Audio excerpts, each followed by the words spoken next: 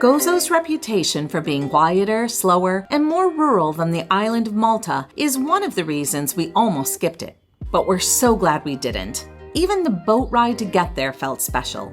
We stopped at the Blue Lagoon and the island of Comino along the way, and on Gozo we found temples even older than Malta's hypogeum, and the Egyptian pyramids, plus a hilltop city, red sand beaches, and more. We'll share all our impressions, ideas for how to get around, and whether this is a good place for retirees.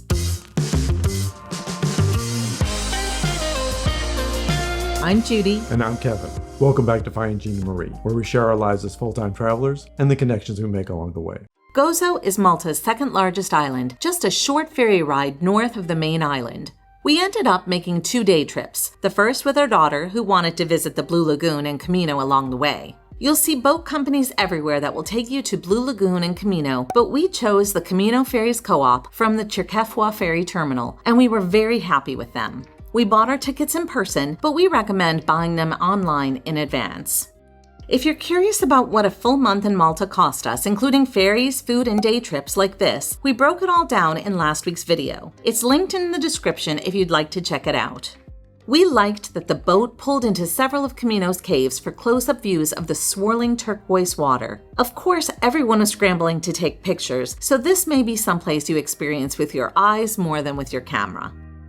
Seeing Blue Lagoon was at the top of our daughter's wish list for this trip. Comino is almost uninhabited. Only a few people live here, mostly seasonally. There's no real town to explore, just a tiny stretch of beach and some beach chairs to rent. The Blue Lagoon gets very crowded by midday, so you'll want to arrive early. There are bathrooms, snacks, and drinks, but you have to go uphill, and the terrain can be tricky to navigate. In fact, Kevin and I both slipped on the narrow, uneven paths. We give it a 1 out of 5 on our accessibility scale, and if you don't have good mobility, this is probably one to skip. Otherwise, it's a stunning spot for a short visit. The price we paid included a separate ticket for our onward journey from Comino to Gozo.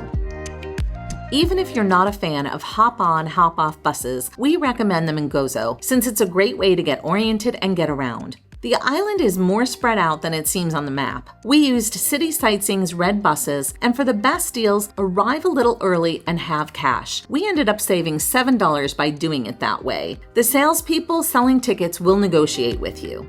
We really liked the views from the top of the bus, even on a sunny, windy day. Our first stop was to Victoria, the capital city. It's compact, but it has beautiful architecture, and it's convenient to grab a bite here first. We saw what looked like a medieval tower in the distance, but we decided to save it for later when we'd have more time. Our bus took us past the 17th century Baroque-style Basilica of the Nativity of Our Lady in the heart of the village of Shara, one of the earliest inhabited villages in Gozo.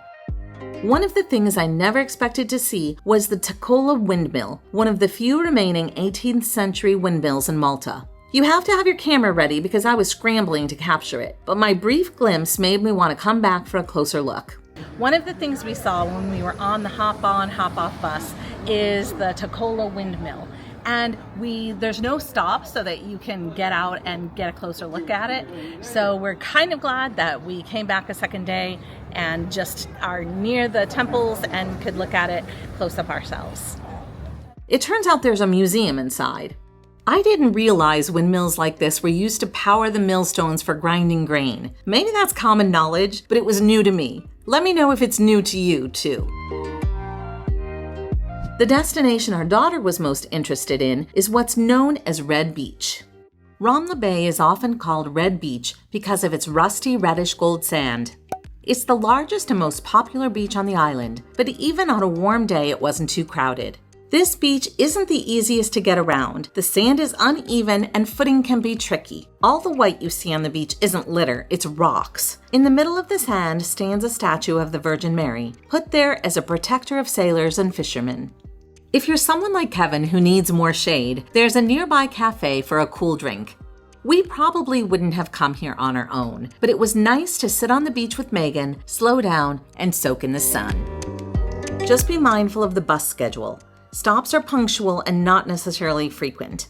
Our ferry ticket was only one way, so we took the fast ferry to get back to Valletta, which gets you back in about 45 minutes.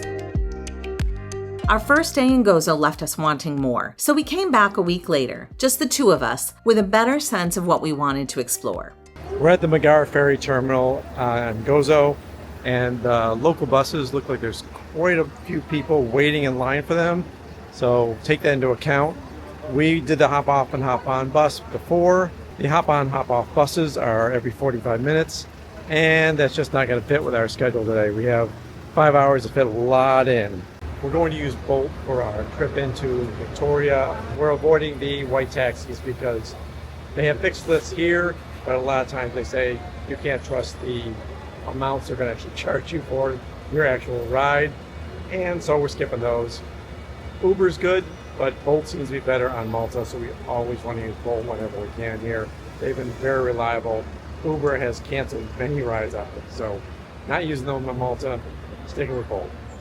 And first on our list, a quick bite, then on to the Cittadella. So we got to Gozo and we were hungry, so we decided to stop at Noble Cafe and Bistro. I got a nice burger, very filling, great cider too, along with delicious fries. It's in the Victoria area, which makes it pretty convenient because we're headed to the Cittadella and we're looking forward to exploring that. And now we have full bellies and we're ready to roll. Nothing to stop us now, except the sun. But I got my hat, so we're good. Sunny day. Yeah. That tower that teased us in the distance in Victoria when we first arrived in Gozo with our daughter? This is it. It's part of the Cittadella, Gozo's ancient fortified city perched above the town. If the hill to get here feels intimidating, don't worry. There's an elevator tucked behind the visitor center that will take you right to the top. This site has protected Gozo's residents for centuries, from the Bronze Age through medieval times, and today it offers some of the island's best panoramic views. If you want to just climb up into the Cittadella, it's free, but entry tickets are about $5 and also include access to several small museums, including the Archaeology Museum and the Old Prison.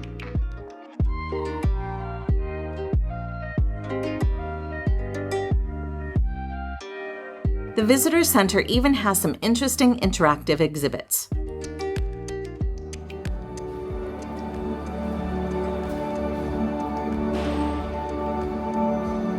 You can climb the bastion walls and look out across the whole island, farmland, villages, and the coast. It's easy to see why this spot has been so important for so long.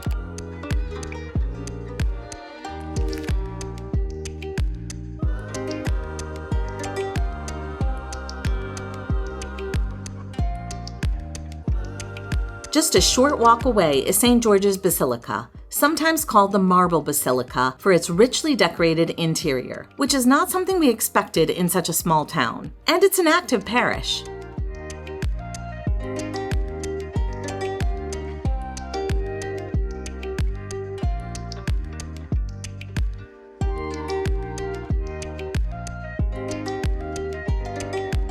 After that, we took a bolt to the place I'd been most excited to see, the Ġgantija Temples. Admission was about $11 a piece, and the experience begins with a small indoor museum that gives you just enough background to frame what you're about to see. Ruins that are more than 5,500 years old.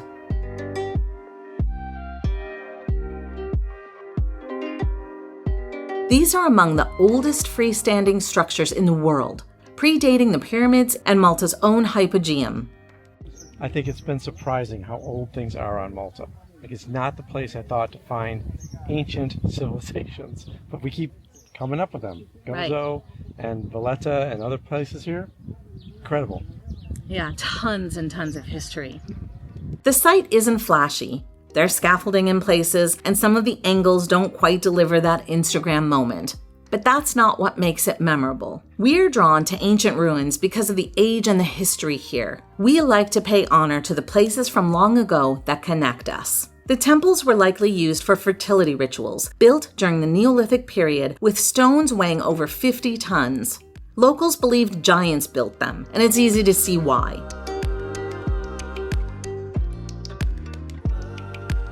There's a grassy area nearby if you want to bring a blanket and just hang out soaking in the history here.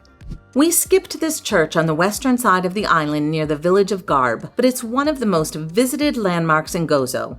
The Basilica of the National Shrine of the Blessed Virgin of Tapanu is a pilgrimage site that has even drawn visits from 3 popes. So many things about Malta made us wonder what it might be like to retire here, so we asked a few people who've actually done it. Here's what they told us and why they chose it. Gozo is often seen as a quieter, slightly less expensive alternative to the main island. It's English-speaking, which makes daily life, especially things like healthcare and transportation, easier. But in small villages, Maltese is more commonly spoken, and that can make it harder to integrate. You don't need a car. There's a public bus system that reaches most towns and major attractions. Health insurance with residency currently runs about €78 per month, and many pharmacies host doctors with walk-in hours posted right on the door. Gozo is also closer to nature, with beaches, trails, and wide-open views. Of course, it's not for everyone. The pace is slow, and construction and tourism are growing concerns. And while services on the island are fine for most daily needs, people often travel to Malta for hospitals, specialists, or international schools. The local communities in Gozo are known to be warm and welcoming, especially outside the main tourist towns. For the right person, Malta might be a peaceful, connected place to call home. And at least one person told us that she moved from Washington State to Slima a few years ago and couldn't be happier. So what are our final thoughts? First, what surprised us? We had no idea these ancient ruins even existed, and I'm so glad we didn't miss them. That alone made the trip worthwhile. Would we come back to Gozo? We might not need to come back soon, but we're so glad we didn't miss it. There's more here than beach life, and it's well worth a few days as part of a longer trip. And if we came back to Malta, we probably would squeeze in another day here in Gozo. And as for mainland Malta, we'd absolutely come back. And a huge thank you to our viewers who shared more sightseeing ideas in the comments of that video that we're looking forward to checking out the next time we come. Well, this is where we're going to end it. Thank you so much for watching. We hope you've enjoyed this episode. The best compliment you can give to us is to recommend our videos to your friends and family. Check out findingginamarie.com. We have downloads, articles, a free community forum, and look at our behind-the-scenes members benefits. Until next time. Until next time.